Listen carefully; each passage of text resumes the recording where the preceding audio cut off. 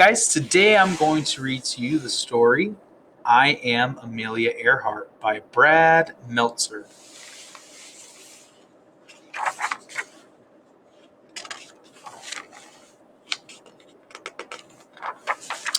I am Amelia Earhart. When I was little, people told me that girls should wear dresses and play with dolls. They said we shouldn't have unladylike adventures. I didn't agree.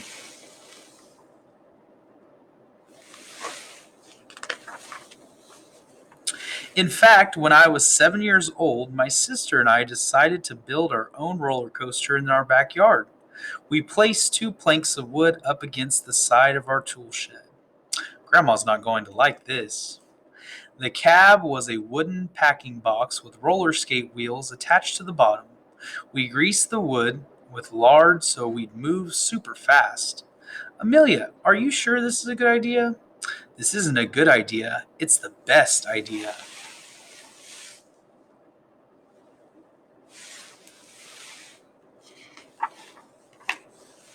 Of course, I got to ride first. This was my moment. Here we go. In three, two.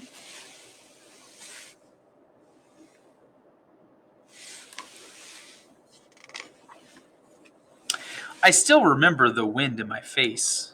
My stomach seemed to sink. I was flying.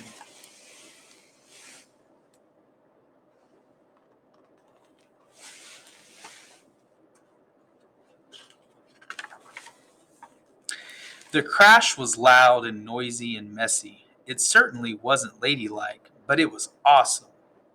Amelia Earhart, take it apart this instant. That was awesome.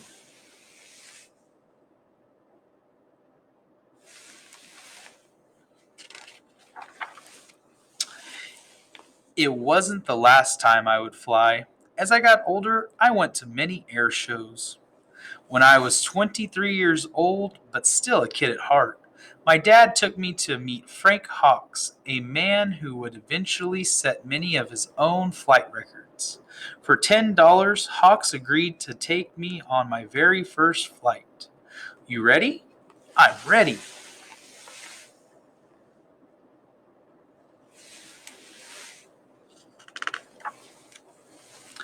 For 10 minutes, we flew through the sky and out over the Pacific Ocean. By the time I was 200 or 300 feet off the ground, I knew one thing: I had to fly.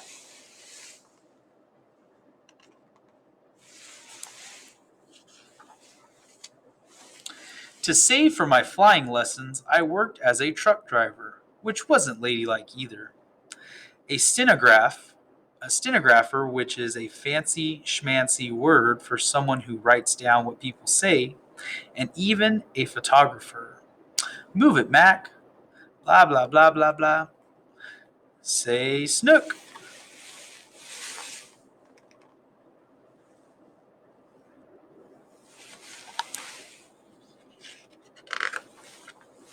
6 months after I learned to fly, I bought a bright yellow used biplane that I named Canary. Canary is a cool name for a plane, right? This is my instructor, a woman named Netta Snook. That's her real name. But here's my secret: I wasn't a natural. I wasn't the best pilot. I just worked harder than anyone else. That's enough flying for today. No, I can do better. One more flight.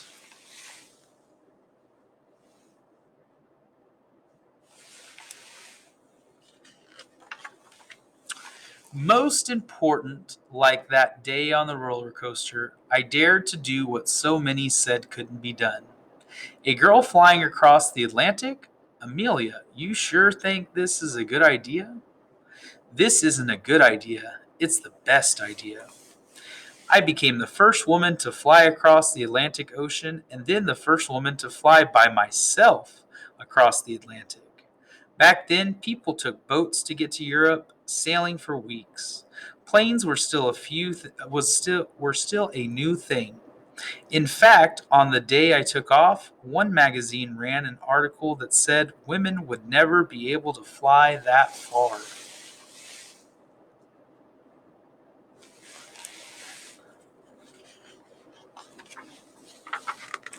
but I did. To do it, I had to fly for 14 hours and 56 minutes with no rest, no break. Sometimes the sun was so blinding I could barely see where I was going. In the process, I also broke the record for crossing the ocean in the shortest time, doing it faster than any man or woman ever. This is awesome.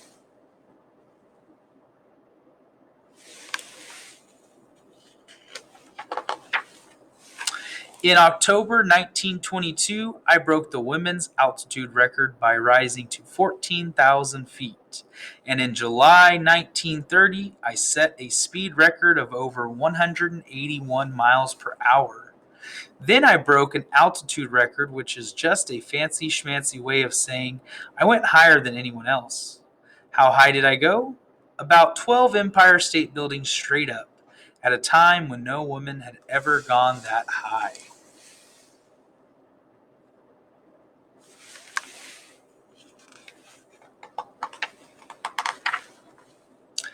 In my life, I took many flights. Every single time, there was someone who said that I wouldn't be able to do it.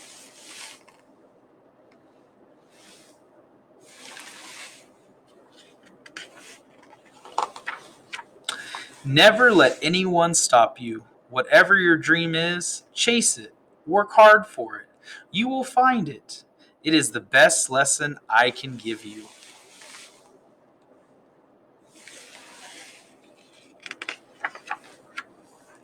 I am Amelia Earhart. I know no bounds, and I hope you'll remember that the greatest flight you'll ever take is the one no one has tried before.